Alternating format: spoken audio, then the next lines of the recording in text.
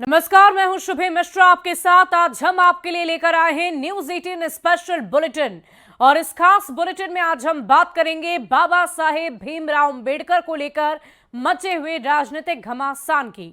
आखिरकार क्यों लालू प्रसाद एक नई सियासी मुसीबत में फंसते जा रहे हैं। साथ ही देखेंगे कि अहमदाबाद विमान हादसे के बाद पटना एयरपोर्ट का हुलिया किस कदर बदलने जा रहा है। प्लेन क्रैश से बचने के लिए पटना के रनवे में क्या बड़ा बदलाव होने वाला है और साथ ही साथ बात करेंगे केदारनाथ में हुए हेलीकॉप्टर हादसे की, जहां 1.5 महीने में तीसरी बार हेलीकॉप्टर क्रैश कर गया। अंत में देखेंगे शाह के हुंकार, लाल आतंक पर आखिरी प्रहार। नक्सलियों को क्या कितने दिनों तक का अल्टीमेटम दिया गया है गृह मंत्री की तरफ से। तो चलिए शुरू करते हैं न्यूज 18 स्पेशल बुलेटिन।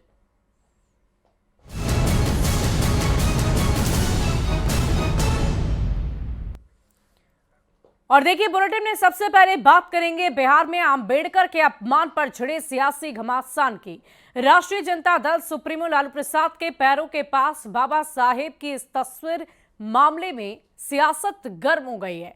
एनडीए के नेता लालू प्रसाद पर माफी मांगने का दबाव बना रहे हैं। दूसरी ओर SC/ST आयोग ने नोटिस के जरिए लालू प्रसाद से जवाब मांगा है। ये रिपोर्ट आपको दिखाते हैं।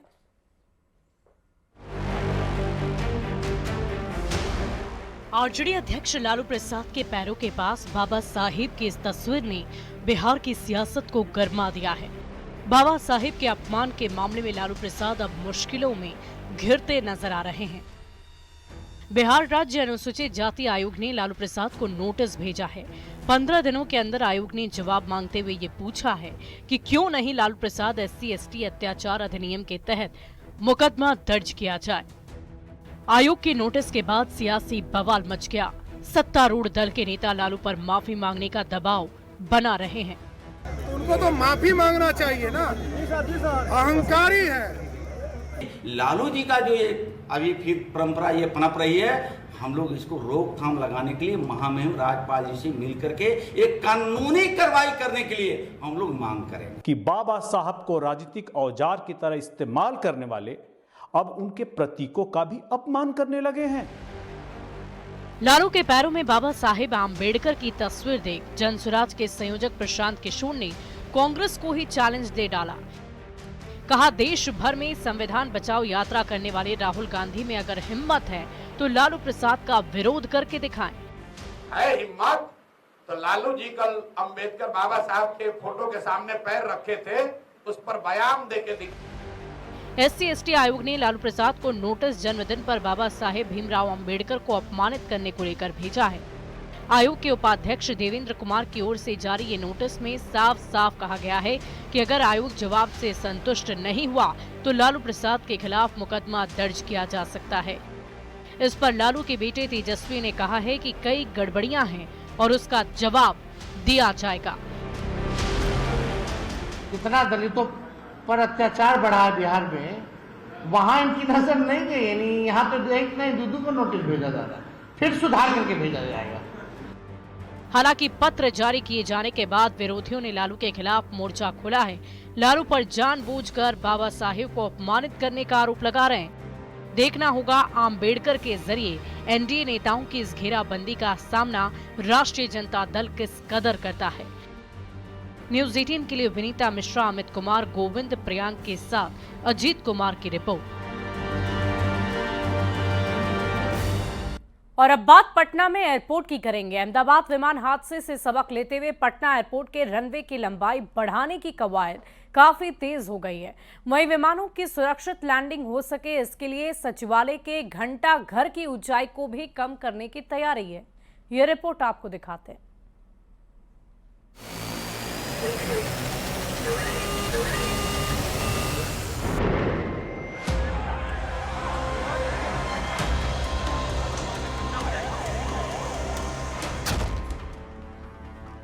अहमदाबाद विमान हादसे के बाद देश के कई एयरपोर्ट पर सतर्कता बढ़ा दी गई है।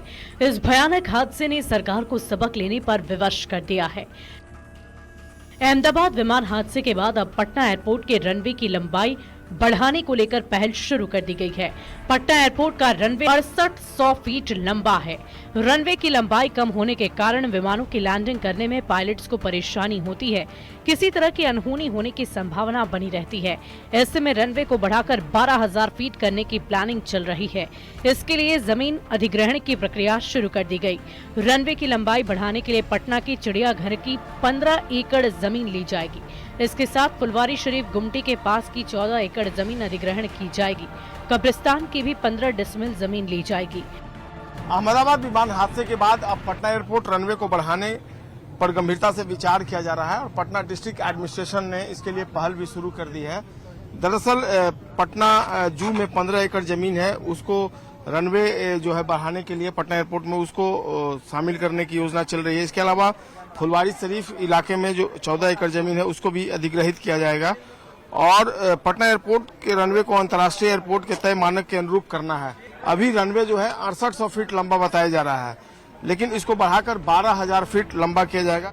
इसके साथ ही पटना एयरपोर्ट पर विमानों की लैंडिंग में परेशानी होती है। इसके लिए सचिवालय के घंटा घर की ऊंचाई को कम करने की तैयारियां चल रही है। घंटा घर की ऊंचाई 17.5 मीटर यानी 51 फीट कम करने की तैयारी है, ताकि विमान आसानी से लैंड कराया जा सके। हालांकि पूर्व कैप्टन ने सरकार के इन दोनों पहल को मजाक बताया है। उनका कहना है, बहुत अच्छा मजाक है। आज मैं 78 का हो गया, जब मैं छोटा बच्चा था तब से ये दोनों मजाक सुन रहा हूँ, बीच बीच में आता रहता है। इससे कुछ नहीं होगा। अगर होगा तो बिहटा हवाई अड्डे को जो एयरफोर्स है उससे अनुमति लेकर के सिविल में के इस्तेमाल में लाया जाए, लेकिन यह बिहार सरकार कभी नहीं करेगी। अहमदाबाद विमान हादसे के बाद सरकार सभी तरह के जरूरी उपाय कर रही है ताकि ऐसी घटनाएं दोबारा ना हों। पटना एयरपोर्ट देश के खतरनाक एयरपोर्ट की लिस्ट में शुमार है। यहाँ विमान की लैंडिंग और टेक ऑफ जोखिम भरा है। अहमदाबाद विमान दुर्घटना के बाद सरकार भी पटना एयरपोर्ट के डेंजर होने को लेकर चिंतित है और ऐसे में रनवे की लंबाई बढ़ाने के साथ ही कई बिंदुओं पर विचार विमर्श चल रहा है। न्यूज़ 18 के लिए पटना से संजय कुमार की रिपोर्ट। और अहमदाबाद विमान हादसे के बाद रविवार को एक और बड़ा हादसा हो गया। केदारनाथ के पास गौरीकुंड में मंदिर से लौट रहा हेलीकॉप्टर क्रैश हो गया, जिसमें पायलट समेत सभी 7 यात्रियों की दर्दनाक मौत हो गई। 1.5 महीने में ये तीसरी बार हेलीकॉप्टर हादसा हुआ है। केदारनाथ में बार बार क्यों हो रहा हेलीकॉप्टर क्रैश, इस रिपोर्ट में देखिए।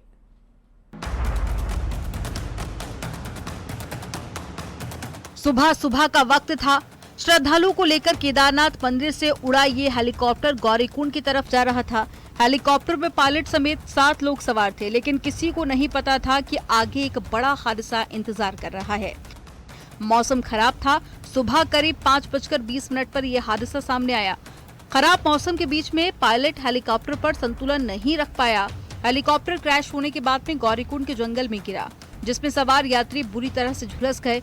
खराब मौसम और जंगल का रास्ता होने की वजह से रेस्क्यू टीम को मौके पर पहुंचने में वक्त लगा। एनडीआरएफ और एसडीआरएफ की टीमें रेस्क्यू में लगी हैं और डीएनए सैंपल के लिए फॉरेंसिक टीम भी मौके पर पहुंची। सभी शव बुरी तरह से जल चुके थे, जिन्हें बरामद किया गया है। हेलीकॉप्टर में उत्तर प्रदेश, महाराष्ट्र के 2 और उत्तराखंड, गुजरात के 1 यात्री थे। पायलट राजवीर सिंह चौहान राजस्थान के रहने वाले थे। हादसे के पीछे मौसम का खराब होना बताया जा रहा है। सवाल यह है कि जब मौसम अनुकूल नहीं था तो फिर हेलीकॉप्टर का संचालन क्यों किया गया। AAIB यानी कि विमान दुर्घटना जांच ब्यूरो गौरीकुंड हेलीकॉप्टर हादसे की जांच करेगा। AAIB अहमदाबाद हादसे की भी जांच कर रहा है और इसी बीच चारधाम यात्रा हेलीकॉप्टर सर्विस पर रोक लगा दी गई है। हेलीकॉप्टर हादसे पर सीएम पुष्कर सिंह धामी ने हाई लेवल मीटिंग बुलाई है, जिसमें चीफ सेक्रेटरी यूकाडा के अफसर मौजूद रहे, जबकि वीडियो कॉन्फ्रेंसिंग के दूसरे अधिकारी भी मीटिंग में जुड़े। बैठक में सीएम पुष्कर सिंह धामी ने हेली सेवाओं के संचालन के लिए सख्त SOP बनाने का आदेश दिया है। मुख्य सचिव को विशेषज्ञों की एक कमेटी बनाने के भी आदेश दिए गए। वहीं कानपुर से आए एक परिवार ने बताया कि हादसे का शिकार हुए हेलीकॉप्टर से बीते दिन केदारनाथ जा रहे थे, लेकिन मौसम खराब होने की वजह से आधे रास्ते से लौट गए।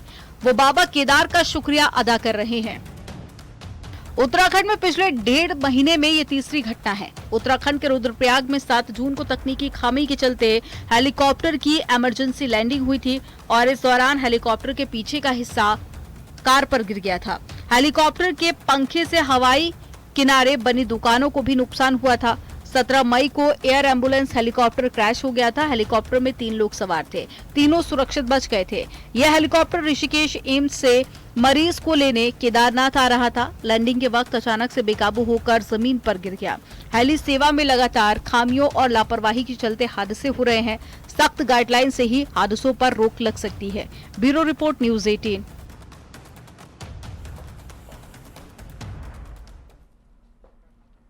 और देखिए, महाराष्ट्र के पुणे जिले में एक बड़ा हादसा हो गया। कुंदमाला पर्यटन स्थल पर इंद्रायणी नदी पर बना लोहे का पुल ही गिर गया। 2 लोगों की दर्दनाक मौत हुई, वहीं कई लोग नदी में बह गए। इस हादसे का सीसीटीवी फुटेज सामने आया है, ये रिपोर्ट आपको दिखाते हैं।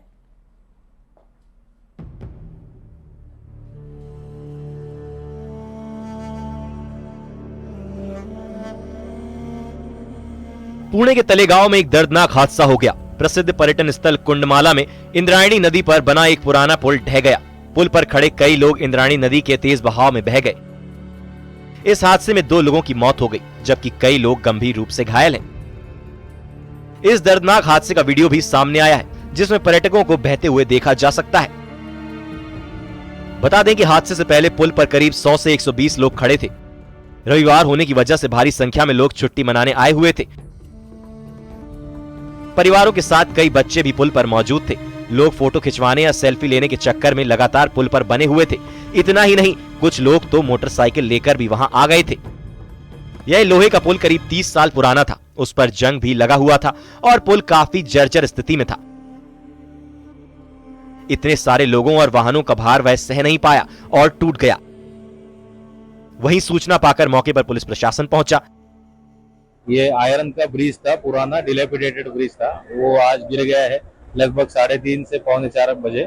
और अब तक की जानकारी, प्राइमरी इंफॉर्मेशन के तहत 2 लोगों की इसमें दुखद मौत हुई है और 6 से 7 लोग जिनको बचा गया है वो हॉस्पिटल में इलाज के लिए भेजे गए। यहाँ पे एनडीआरएफ की जो टीम है वो रेस्क्यू ऑपरेशन के लिए आई है, लोकल पुलिस है और क्रेन और वाकई बचाव कार्य जारी है। महाराष्ट्र के सीएम देवेंद्र फडणवीस ने घटना पर दुख जताते हुए कहा है कि हादसे के बाद कुछ लोगों को बचा लिया गया है। 2 लोगों की मौत हो गई है, वहीं कुछ अभी भी फंसे हुए हैं।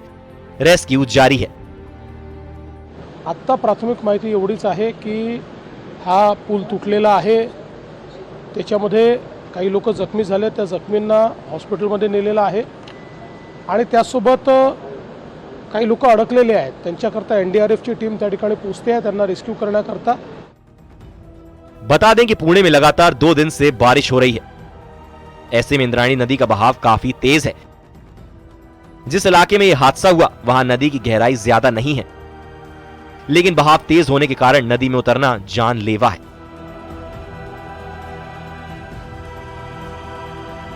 Bureau report, news 18।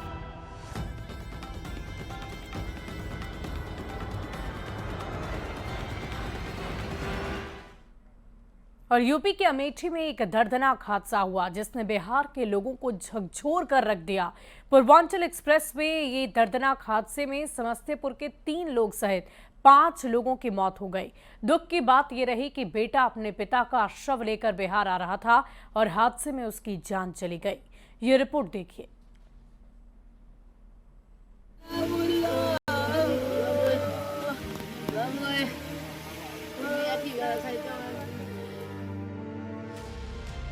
हादसे की ये भयावह तस्वीर है यूपी के अमेठी में पूर्वांचल एक्सप्रेस की। पिकअप वैन एम्बुलेंस की टक्कर के बाद एम्बुलेंस के पर खच्चे उड़ गए। जिस वक्त हादसा हुआ एम्बुलेंस की रफ्तार 100 किलोमीटर प्रति घंटे से भी ज्यादा थी। हादसे के बाद हाईवे पर चीख पुकार मच गई। इस हादसे में बिहार के समस्तीपुर के रहने वाले 3 लोगों की मौत हो गई, जबकि हादसे में घायल एक शख्स भी समस्तीपुर का ही रहने वाला है, जबकि हरियाणा के रहने वाला एम्बुलेंस चालक और उसका सहयोगी इस हादसे में जान गंवा बैठा। समस्तीपुर के राजकुमार शर्मा अपने पिता अशोक कुमार का शव लेकर समस्तीपुर के रामभद्रपुर गांव जा रहे थे। साथ में एम्बुलेंस पर ही उनके अन्य 2 रिश्तेदार भी सवार थे। इसी दौरान हाईवे पर यह भयानक हादसा हुआ। अमेठी में हादसे के बाद समस्तीपुर में मातम पसर गया। उत्तर प्रदेश के अमेठी जिले में पूर्वांचल एक्सप्रेस वे में एक दर्दनाक हादसा हुआ, जहां एम्बुलेंस की टक्कर एक पिकअप वैन जो मछली लेकर जा रही थी उससे हो गई, जिसमें समस्तीपुर के लोगों की मौत हुई है। पिकअप से टक्कर हो गया, एम्बुलेंस का एक्सपायर कर गया, उसमें जो भी आदमी थे। दरअसल गुड़गांव में राजमिस्त्री का काम करने वाले अशोक कुमार शर्मा की मंगलवार सुबह एक्सीडेंट से मौत हो गई। घटना की सूचना मिलते ही उनका बेटा राजकुमार दिल्ली से मौके पर पहुंचे। राजकुमार अपने रिश्तेदारों के साथ पिता अशोक कुमार का शव लेकर गांव लौट रहे थे, लेकिन होनी को तो कुछ और ही मंजूर था। हाईवे पर हुए इस हादसे में 5 लोगों की जान चली गई। हादसे के बाद परिवार के लोगों में चित्कार मचा है। इस हादसे ने सबको दहला दिया है। न्यूज़ 18 के लिए समस्तीपुर से मुकेश कुमार की रिपोर्ट। और अब बात बिहार में बार बार हो रही पुलिस वालों की पिटाई की करेंगे। बेखौफ बदमाशों ने एक बार फिर से पुलिस कर्मियों की पिटाई कर दी है। कैमूर में महिला सिपाही को बदमाशों ने गोली मारी है। बेतिया में थाने की पूरी टीम को पीट पीट कर लहू लुहान कर दिया। आखिरकार पुलिस पर बार बार क्यों हो रहा जानलेवा हमला, ये रिपोर्ट देखते हैं। बिहार में पुलिस की फिर पिटाई, बेखौफ बदमाशों को डर नहीं, महिला सिपाही को मारी गोली, थाने की टीम को किया लहूलुहान।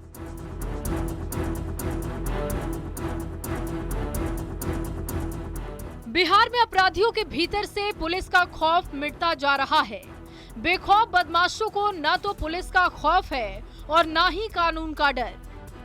रविवार को अपराधियों ने एक बार फिर से बिहार पुलिस को निशाना बनाया और 2 जिलों में बड़ी वारदात को अंजाम दिया। कैमूर में बदमाशों ने एक महिला पुलिसकर्मी को अपनी गोली का निशाना बनाया। दिन दहाड़े महिला सिपाही सरिता कुमारी को गोली मारी गई। जब वो ड्यूटी के लिए कुदरा से मधेपुरा जा रही थी, तभी बुलेट सवार बेखौफ बदमाश गोली मारकर फरार हो गए। उस वक्त पति भी मौजूद था, जिसकी बाइक पर महिला सिपाही कुदरा स्टेशन जा रही थी। गोली लगने के बाद सिपाही सरिता कुमारी जिंदगी और मौत से जंग लड़ रही हैं। उन्हें इलाज के लिए अस्पताल में भर्ती कराया गया है।